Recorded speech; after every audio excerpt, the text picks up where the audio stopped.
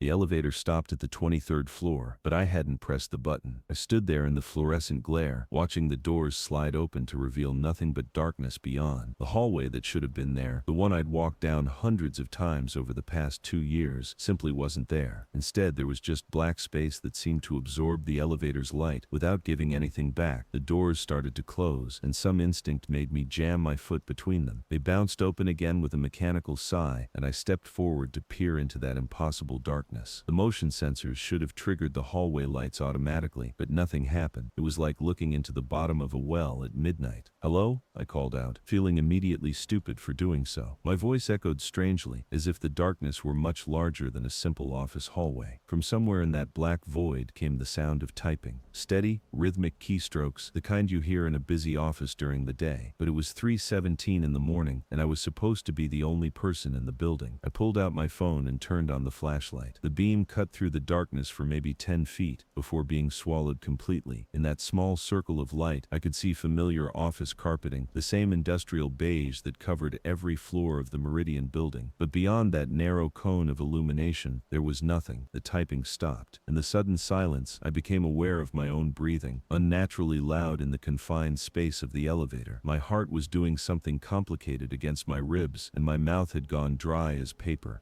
Then, from the darkness, came the unmistakable sound of a chair rolling across a hard floor. Someone had just pushed back from their desk. I stepped back into the elevator and jabbed the button for the lobby. The doors closed with agonizing slowness, and as they did, I caught a glimpse of something moving in the darkness, a pale shape that might have been a face, watching me from the void where the 23rd floor should have been. The elevator lurched into motion, carrying me down toward the safety of the ground floor and the fluorescent-lit lobby where I'd signed in with the night security guard just 3 hours earlier. But even as I descended, I could still hear it, the faint sound of typing growing fainter with each floor but never quite disappearing. That was my first night working the graveyard shift at Meridian Financial, and I should have taken it as a warning. Should have walked straight out of that building, gotten in my car, and driven until I found a job that didn't require me to be alone in a 40-story office tower at 3 in the morning. But I needed the work. My divorce had been finalized 6 months earlier, and the settlement had left me with just enough money to rent a studio apartment in Queens and keep my 10-year-old Corolla running. The night custodial position at Meridian paid better than anything else I could find without a college degree, and it came with health insurance that might actually cover a doctor's visit if I got sick. Besides, I told myself as I mopped the lobby floor with hands that still shook slightly, it had probably just been a power outage on that floor. Old buildings had electrical problems all the time.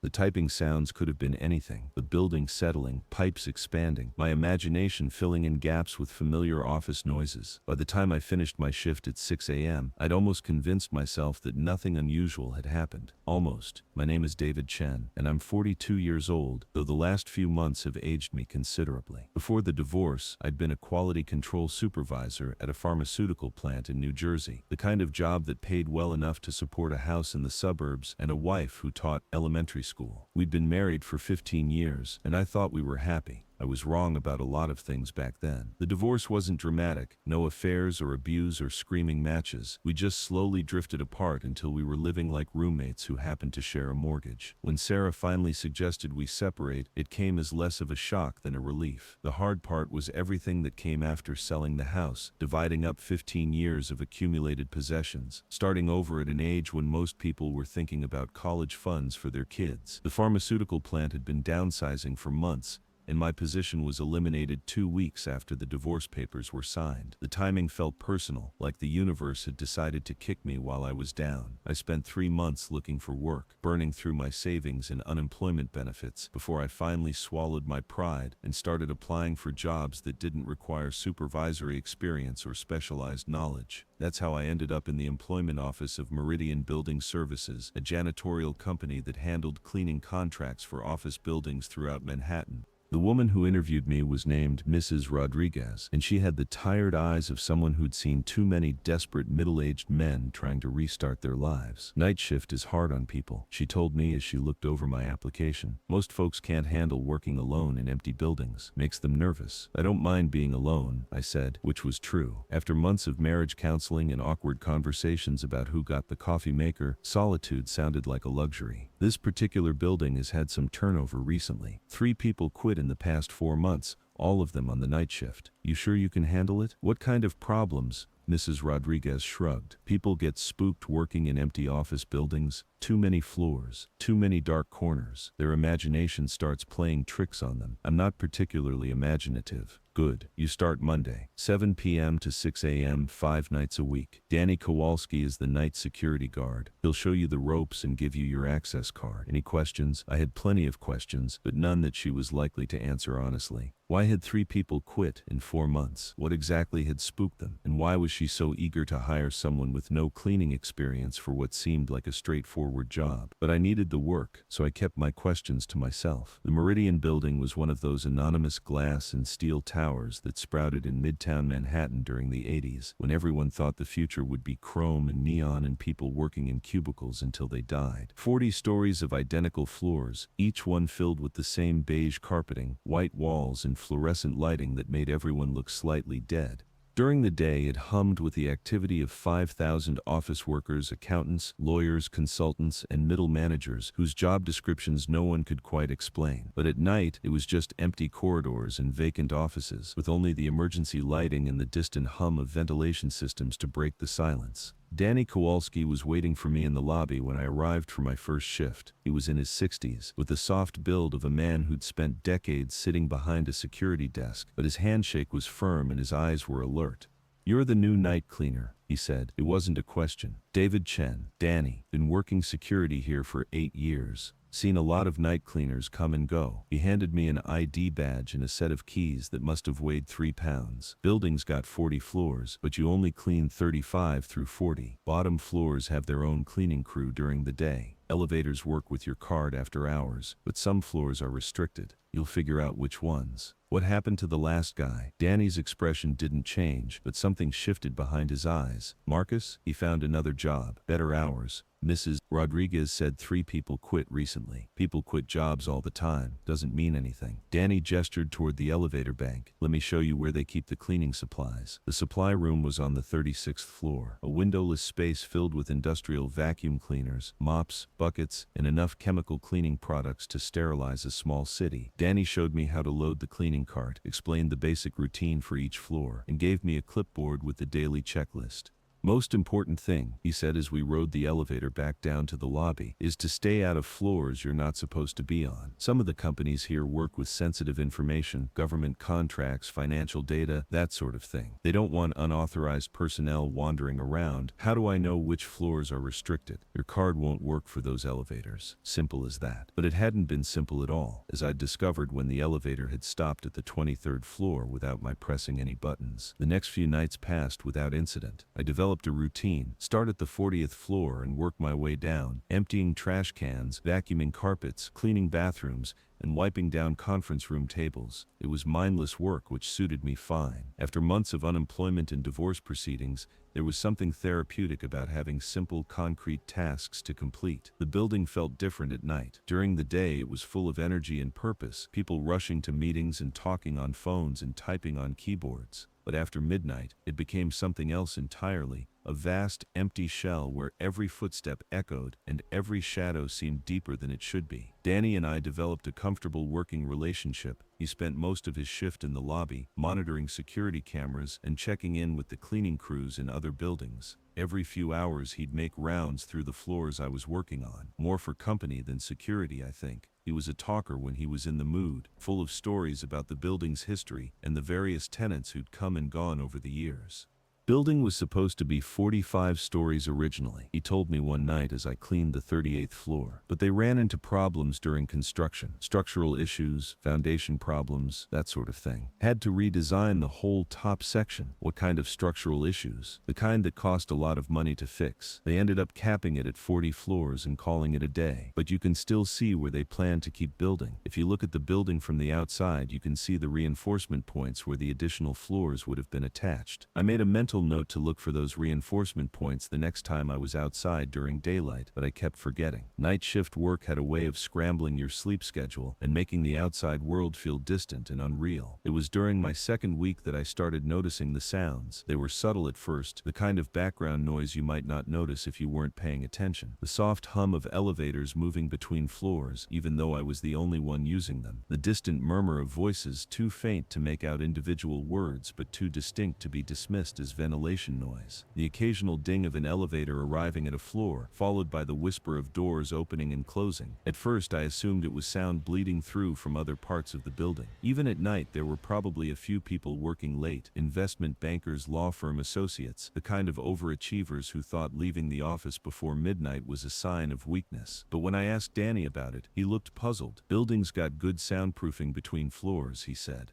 You shouldn't be hearing much from other parts of the building, especially not at this hour. So who else is here at night? Just us and the occasional executive pulling an all-nighter. But they usually stay on their own floors, don't wander around much. What about floors 35 through 40? Anyone work late on those floors? Danny consulted his clipboard, running down a list of the building's tenants. 35 is Hartwell and Associates accounting firm. They usually clear out by 7 p.m. 36 is Storage and Mechanical. 37 is Meridian Financial. They're the building owners, but it's mostly administrative offices. 38 is Morrison, Lee and Partners law firm, but they moved out last month. 39 is vacant, has been for about a year. 40th floor, he paused, frowning at his list. What about the 40th floor? That's funny. It's not listed on my tenant roster. How can an entire floor not be listed? Building management probably just hasn't updated the records. Happens all the time when companies move in or out. But Danny didn't sound convinced by his own explanation. The sounds got worse during my third week. More frequent, more distinct, harder to dismiss as imagination or building noise. I started keeping track of them on my cleaning checklist, noting the time and location of each incident. Tuesday, 1:47 a.m., 39th floor, elevator ding, followed by footsteps in the hallway. Investigated, found nothing. Wednesday, 2:23 a.m., 37th floor. Voices from conference room B, door was locked. Lights were off. Room was empty when I checked. Thursday, 3:15 a.m., 38th floor. Phone ringing in an office. Rang 12 times, then stopped. Office was supposed to be vacant.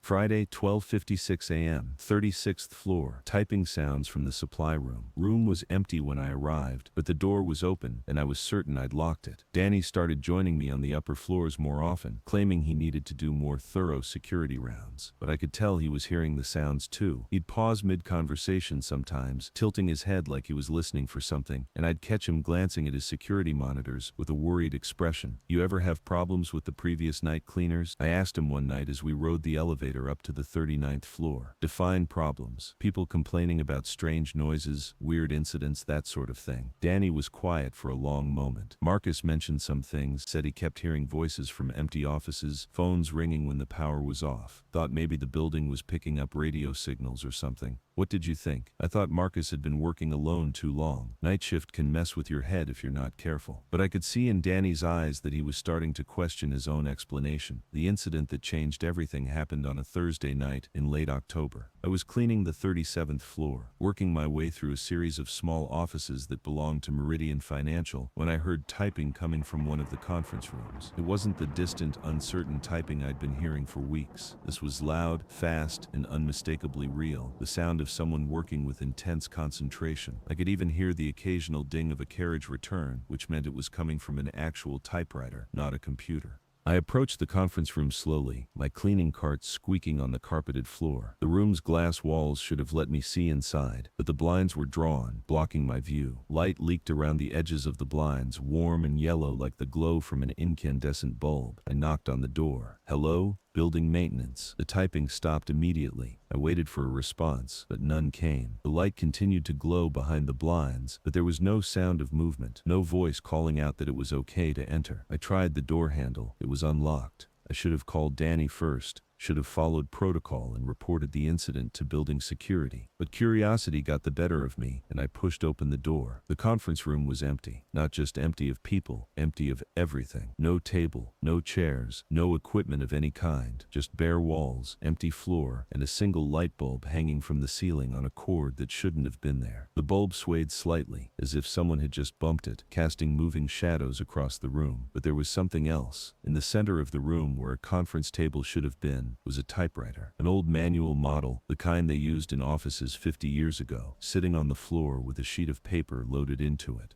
I approached it carefully, half expecting it to disappear like a mirage, but it was solid, real, and warm to the touch as if it had been in use moments before. The paper in the roller was covered with text, neat, precise typing that filled most of the page. I leaned down to read it, and my blood turned to ice. David Chen, night custodial staff, employed March 23, 10, permanent resident as of November 15, 23. Below that was a list of names, all with similar entries. Marcus Wright, night custodial staff, employed June 12, 23, permanent resident as of August 30, 23. Jennifer Hayes, night custodial staff, employed March 15, 23, permanent resident as of May 22, 23. Thomas Bradley, night custodial staff, employed January 8, 23, permanent resident as of March 10, 23. There were more names, dozens of them going back years. All night custodial staff, all with employment dates and permanent resident dates that suggested they'd never left the building. At the bottom of the page in fresh black ink was a single line being typed as I watched. "Welcome to the night shift, Davy. We've been waiting for you." I stumbled backward, knocking over my cleaning cart and sending supplies scattering across the floor. The typewriter continued clacking away, adding new lines to the page. "There's no need to be afraid. You'll find the work here is very rewarding." I ran, left my cart, left my supplies,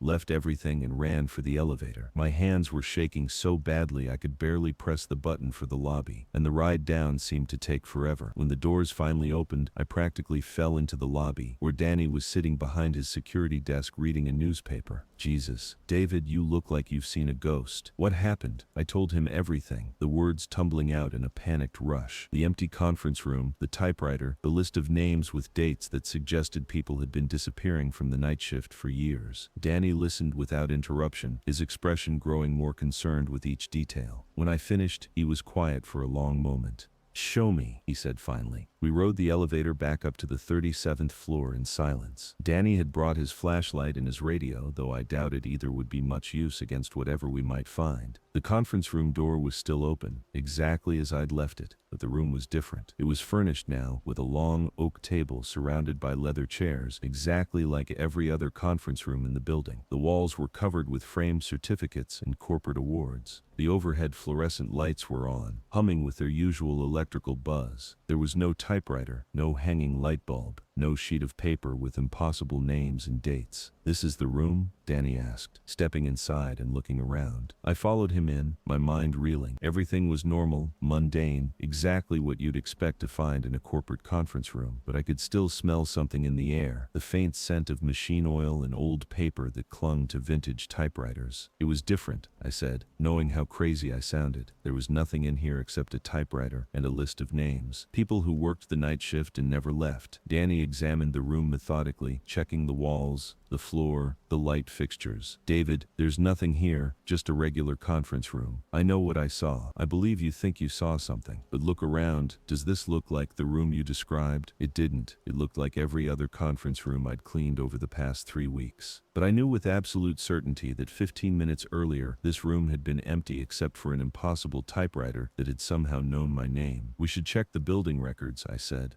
"See if there really were people named Marcus Wright and Jennifer Hayes who worked night shift." Danny nodded slowly. "We can do that. But David, I need you to consider the possibility that you're under more stress than you realize. Divorce, new job, working alone at night. It's a lot of change all at once. Sometimes our minds play tricks on us when we're dealing with too much at once." I wanted to argue with him, but doubt was already creeping in. Had I really seen what I thought I'd seen, or was Danny right about the stress and isolation affecting my judgment? "Let's finish your shift," Danny said. "We'll talk about this more in the morning," but I couldn't concentrate on cleaning. Every sound made me jump. Every shadow seemed to hide something threatening. I found myself checking and rechecking doors I'd already cleaned, looking over my shoulder constantly, feeling like I was being watched from empty offices. At 6 a.m. I clocked out and drove home to my studio apartment in Queens, but I couldn't sleep. I kept thinking about the list of names, the precise typing, the certainty in my gut that something was very wrong with the Meridian building. I spent the day researching online, looking for any information about missing janitors or unexplained disappearances connected to the building. I found nothing. No news stories, no police reports, no missing person cases. But that didn't prove anything. If people were disappearing from the night shift, and if the building's management was somehow involved, they'd probably be very good at covering it up. When I arrived for my next shift, Danny was waiting for me with a folder full of paperwork. "Employment records for the past 2 years," he said. Every night, custodial worker who's been assigned to this building. I flipped through the files, looking for familiar names. Marcus Wright, Jennifer Hayes, Thomas Bradley, they were all there, along with employment start dates that matched what I'd seen on the typewriter. But their files showed them as having quit or been terminated, not as having disappeared. Marcus Wright, I read from his file, terminated for job abandonment after failing to show up for 3 consecutive shifts. That's what I thought. Danny said, "People quit jobs, David. They don't vanish into thin air." But what if the files are wrong? What if someone's been changing the records to cover up what really happened? Danny looked at me with something that might have been pity. "David, you're talking about a conspiracy involving building management, employment records, and probably the police. Does that really sound more likely than you having a stress-induced hallucination?" It didn't. But it also didn't explain the typewriter, the hanging light bulb, or the smell of machine oil that I was certain I hadn't imagined. I completed my shift without incident that night, but I was jumpy and distracted. Every time I cleaned an empty office, I found myself checking for typewriters or other impossible objects. Every time I heard a sound I couldn't immediately identify, I investigated it thoroughly, only to find nothing out of the ordinary. By the end of the week, I was starting to think Danny might be right about the stress. Maybe the divorce and job loss had affected me more than I'd realized. Maybe working alone in an empty building was playing tricks on my mind. Maybe I needed to see a doctor or a therapist, or both. But then I found the letter.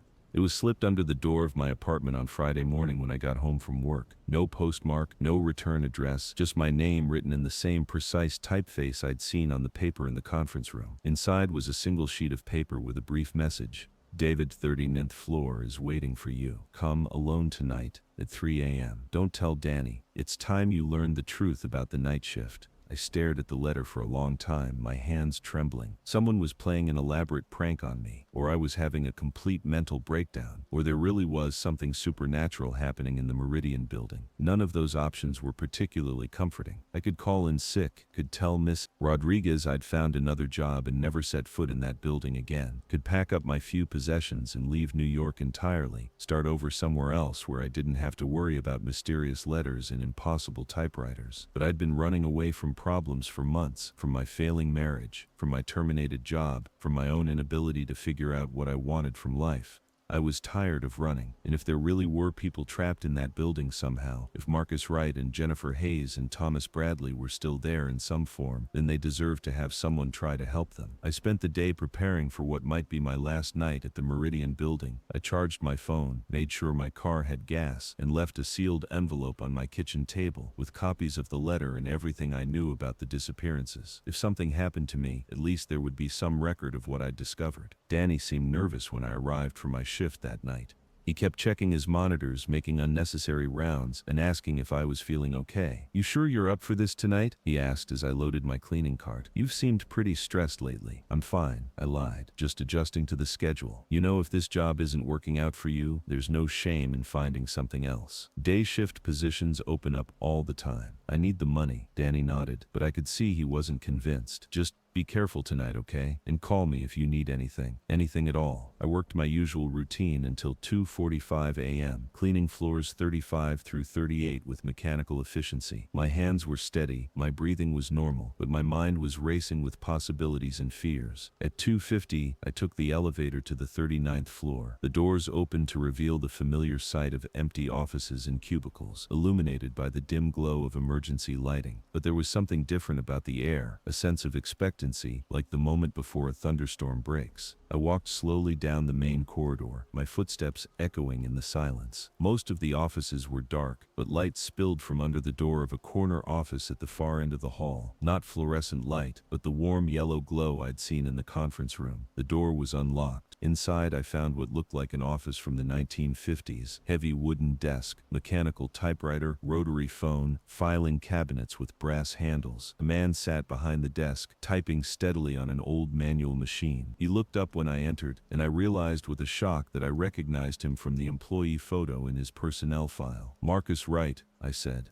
He smiled, and when he spoke, his voice had the hollow quality of an echo. "Hello, David. We've been expecting you. You're supposed to be gone. Your file says you quit months ago." I did quit, but leaving and going are two different things. Marcus gestured to a chair in front of his desk. "Please, sit. There's a lot you need to understand." I remained standing, ready to run if necessary. "What happened to you? What happened to the others?" "We found out about the 40th floor." "What's on the 40th floor?" Marcus's expression darkened. "Something that shouldn't be. Something that's been feeding on the night shift workers for decades." He pulled a sheet of paper from his typewriter and handed it to me. "This building was never supposed to have 40 floors. During construction, they accidentally broke through into something that existed in a different space, a different time. Instead of sealing it off, they decided to use it." I took the paper and read. It was covered with names and dates going back to the 1980s, when the building had first opened. Hundreds of night shift workers, all listed as having quit or been terminated, all actually trapped on the 40th floor. "Trapped how?" "The 40th floor exists in a kind of loop," Marcus explained. "Time moves differently there. People who work there think they're just doing their regular jobs, but they're actually reliving the same night over and over, feeding energy to something that lives in that space between spaces. And the building management knows about this. They've been using it as a disposal system for problem employees, people who ask too many questions or cause trouble.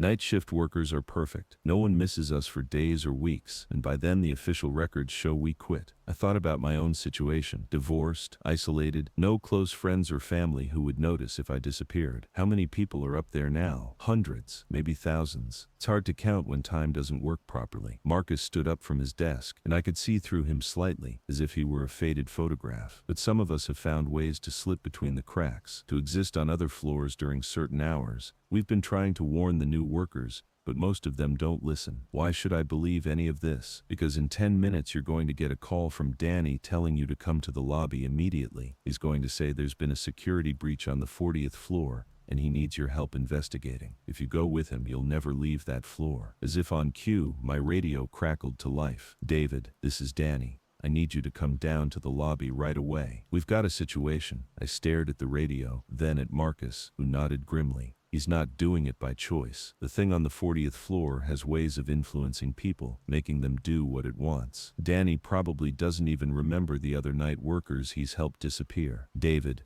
are you there?" Danny's voice was more urgent now. "I really need you to come down here. It's important." I keyed the radio. "What kind of situation?" "Security breach on the 40th floor. Motion detectors are going crazy up there, but my cameras aren't showing anything. I need backup." "I'll be right down," I said, then turned back to Marcus. "How do I get out of this?" "The only way out is through.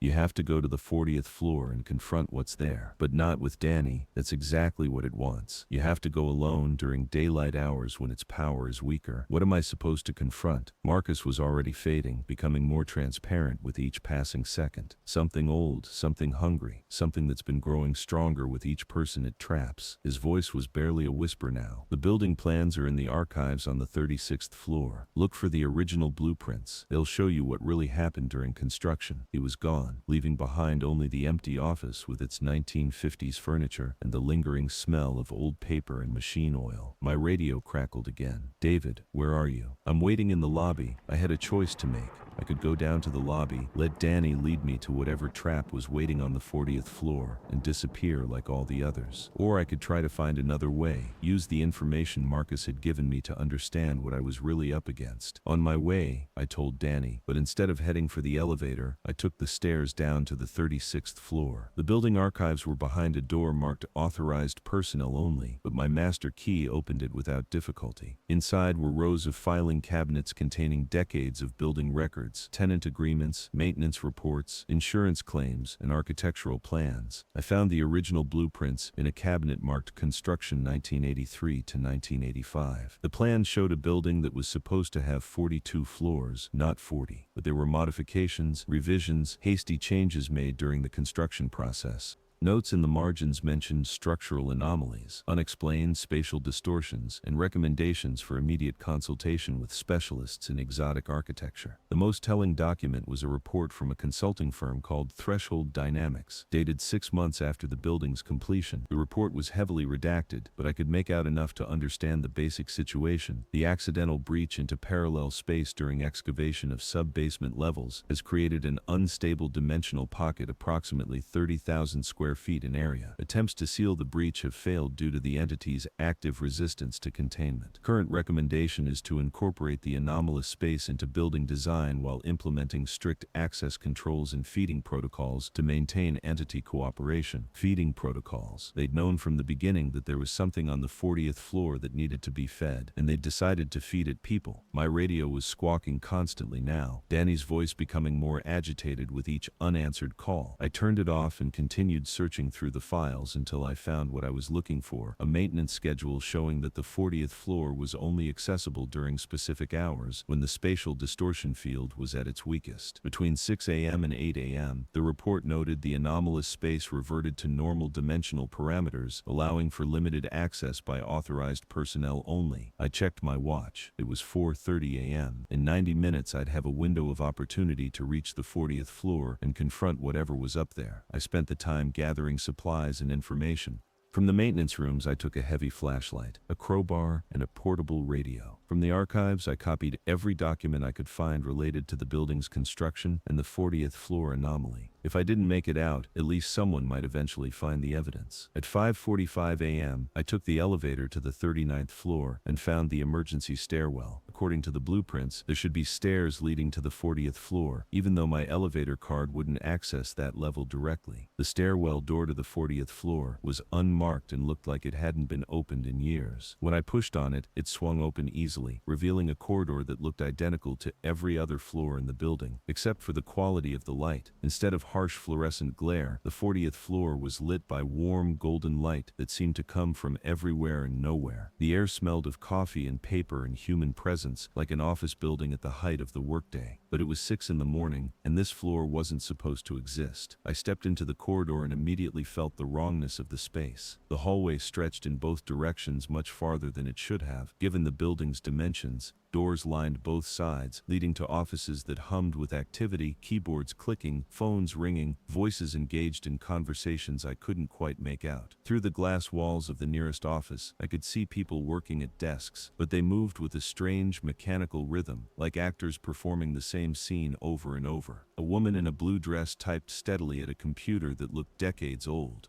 A man in a gray suit talked animatedly into a phone, gesturing with his free hand, but his mouth moved without sound reaching my ears. I knocked on the glass wall. The woman looked up, smiled, and waved, then went back to her typing. She hadn't really seen me. Her eyes had been focused somewhere else, somewhere that wasn't quite here. You shouldn't have come here alone. I spun around to find Danny standing behind me, but he looked different, younger somehow, and his security uniform was an older style, with patches and insignia I didn't recognize. Danny? How long have you been working here? He tilted his head, confused. Working here? I've always been here. This is where I belong. His voice had that same hollow quality I'd heard from Marcus. This is where you belong too, David. The night shift never really ends. I backed away from him toward the elevators. The night shift is over. It's morning now. Time doesn't work that way here. It's always 3 a.m. on the 40th floor. Always the perfect time for working quietly, without distractions, without the chaos of the outside world. Through the office windows, I could see more familiar faces now. Jennifer Hayes sat at a reception desk, answering phones with robotic efficiency. Thomas Bradley pushed a mail cart down an impossibly long hallway, and at the far end of the corridor, I glimpsed Marcus Wright walking between offices with a clipboard, checking on the other workers.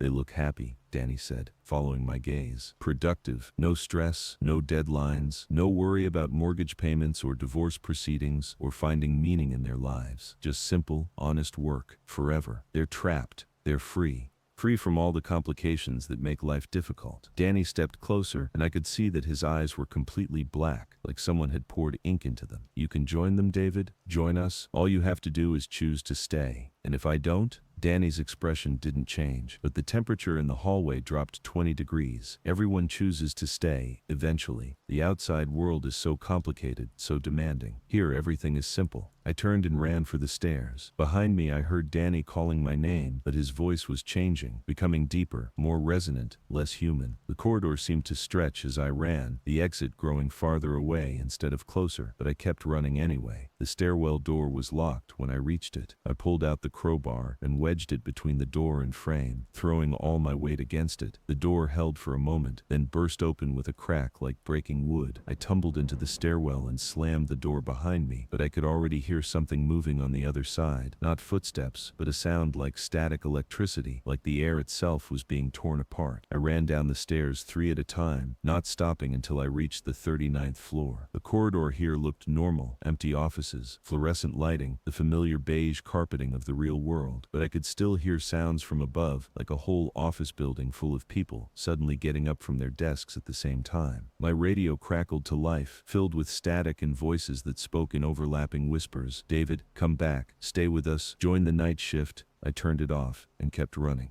The elevator was waiting when I reached it, doors open as if it had been expecting me. I jabbed the button for the lobby and rode down in tense silence, watching the floor numbers decrease with agonizing slowness. 38, 37, 36. The elevator stopped at the 23rd floor. The doors opened to reveal the same impossible darkness I'd encountered on my first night, but this time I could see shapes moving in the void, dozens of them, all the night shift workers who'd been taken over the years. They stood at the edge of the light, watching me with eyes that reflected nothing. "Stay," they whispered in unison. "Stay with us. The work is so much easier here." I pressed the door close button frantically, but nothing happened. The shapes in the darkness began moving forward, reaching toward me with hands that cast no shadows. I grabbed the emergency stop button and yanked it. The elevator lurched, the lights flickered, and suddenly the doors slammed shut. The car dropped toward the lobby with stomach-churning speed, as if it were falling rather than descending normally. When the doors opened on the ground floor, real daylight was streaming through the lobby windows. The security desk was empty. The real Danny wouldn't start his shift for another 13 hours. I ran through the lobby and out into the Manhattan morning, not stopping until I was 3 blocks away and surrounded by normal people living normal lives. I never went back to the Meridian building. I called Mrs. Rodriguez that afternoon and told her I'd found other employment, effective immediately. She didn't seem surprised, just made a note in my file and said they'd mail my final paycheck. But I couldn't just walk away and pretend nothing had happened. There were people trapped in that building, and whatever was keeping them there was still feeding on new victims. I spent weeks researching everything I could find about the building's history, the construction company that had built it, and the consulting firm that had helped cover up the supernatural incident. Most of the records were sealed or had been destroyed, but I found enough fragments to piece together the basic story. The building had been constructed on the site of an old subway tunnel that had been abandoned in the 1940s after a series of unexplained accidents. During excavation, the construction crew had broken through into a space that shouldn't have existed, a pocket dimension where time moved differently, and something ancient and hungry had been waiting for decades to be discovered. Instead of sealing the breach, the building's owners had decided to exploit it. They'd created the 40th floor as a way to dispose of problem employees while maintaining plausible deniability. The entity that lived in that space was happy to cooperate as long as it was regularly fed. But knowledge wasn't enough. I needed to do something about it. I started reaching out to investigative journalists, paranormal researchers, anyone who might be interested in the story. Most of them dismissed me as a crank or a disgruntled former employee, but a few were intrigued enough to ask questions. One of them was Dr. Sarah Thorne, a professor of anthropology at Columbia who specialized in urban legends and corporate folklore. She'd been tracking stories about disappearing workers in Manhattan office buildings for years, and my account matched patterns she'd noticed in other cases. The problem with supernatural cover-ups, she told me over coffee in a diner near Columbia, is that they're almost impossible to prove. The evidence always gets explained away or disappears entirely. But if we can document enough similar cases, we might be able to establish a pattern that's harder to dismiss. She introduced me to a network of researchers, whistleblowers, and journalists who'd been investigating corporate malfeasance for years. Together, we began building a case against Meridian Building Services and the companies that owned the building. It took 8 months, but we finally got the story published in an alternative weekly newspaper that specialized in investigative journalism. The article detailed the disappearances, the cover-ups, and the supernatural elements that made the case so difficult to prosecute through normal channels. The response was immediate and dramatic. Within days, the building was swarming with reporters, investigators, and curiosity seekers. The owners tried to dismiss the story as fantasy, but too many people were asking questions for it to be buried quietly. More importantly, the publicity seemed to weaken whatever was on the 40th floor. Former employees came forward with their own stories of strange incidents and missing co-workers. Building inspectors found structural anomalies that couldn't be explained by conventional engineering, and several people reported seeing figures in the windows of the supposedly empty 40th floor, people who seemed to be trying to signal for help. The building was eventually condemned and demolished, though the official reason was cited as structural instability rather than supernatural infestation. I watched from across the street as the wrecking ball took down floor after floor, wondering if the people trapped inside were finally free or if we just transferred the problem to somewhere else. 3 days after the demolition was completed, I got a phone call from a number I didn't recognize. "David, this is Marcus Wright. I wanted to thank you." I almost dropped the phone. "Marcus, how are you calling me? Where are you?" "I'm not entirely sure. Somewhere between where I was and where I'm supposed to be, I think. But the important thing is that we're free. All of us. Whatever you did, it worked. What happened to the thing that was keeping you trapped? Gone. Destroyed when the building came down, I hope. Or maybe just sent back to wherever it came from." Marcus's voice was fading, becoming more distant. "I can't talk much longer, but I wanted you to know that what you did mattered. You saved a lot of people, David, including yourself." The line went dead, and when I tried calling the number back, I got a message saying it had been disconnected. I never found out exactly how many people had been trapped in the Meridian building over the years, or what happened to them after the demolition. But I did notice that the missing person reports for night shift workers in Manhattan dropped significantly after the building came down. 6 months later, I found a job with a different cleaning company, working day shifts in a small office building in Brooklyn. It was quieter work, less money, but it meant I could sleep at night without worrying about phantom typewriters or impossible elevators. I still think about the 40th floor sometimes, especially late at night when I'm lying in bed listening to the sounds of the city outside my window. I wonder if there are other buildings like the Meridian, other pocket dimensions where time doesn't work properly and hungry things wait to be fed. I wonder if there are other night shift workers who think they're just doing their jobs while something feeds on their life force. But mostly, I try not to think about it. I've done what I could do, saved who I could save. Sometimes that has to be enough. The one thing I learned from my time at the Meridian building is that the world is much stranger and more dangerous than most people realize. There are places where reality wears thin, where the ordinary rules don't apply, where things that shouldn't exist wait patiently for the unwary to stumble into their domain. If you work the night shift, if you find yourself alone in empty buildings during the small hours of the morning, pay attention to the sounds you hear. Notice when elevators stop at floors you didn't select. Question why your coworkers keep quitting without explanation. And if you ever find yourself in an office building with a floor that doesn't quite make sense, a floor where the light is too warm and the air smells of eternal productivity, remember what I learned: the night shift never really ends, unless you make it end. The last thing I want to tell you is about the letter I received last week. It came in the mail with no return address, just my name written in familiar typeface that made my hands shake when I saw it. Inside was a single sheet of paper with a brief message: "David, thank you for freeing us. The work is done, but there are other buildings, other night shifts, other people who need your help. The Gramercy office tower has been having problems with their night staff recently. Perhaps you should look into it." At the bottom of the page, in that same precise typing, was a single line: "The real night shift never ends." I've been sitting on this letter for a week now, trying to decide what to do. Part of me wants to throw it away and pretend I never received it. I've done my part, paid my dues, saved who I could save. I deserve to live a quiet life without having to worry about supernatural threats and trapped souls. But another part of me knows that Marcus is right. If there are other people trapped in other buildings, other victims being fed to hungry entities that exist in the spaces between spaces, then someone has to help them. And apparently that someone is me. I've been driving past the Gramercy office tower for the past 3 nights, watching the windows, looking for signs of the impossible. So far, I haven't seen anything unusual, but I know that doesn't mean nothing's there. These things are good at hiding, good at making the impossible look mundane. Tomorrow night, I'm going to apply for a position with the cleaning company that services that building. I'm going to volunteer for the night shift, and I'm going to find out what's happening on those upper floors where the lights stay on long after everyone's supposed to have gone home. It's not the life I planned for myself. Hell, it's not the life I want, but it's the life I've chosen, and maybe that's enough. Maybe it has to be. The night shift is calling, and I'm going to answer.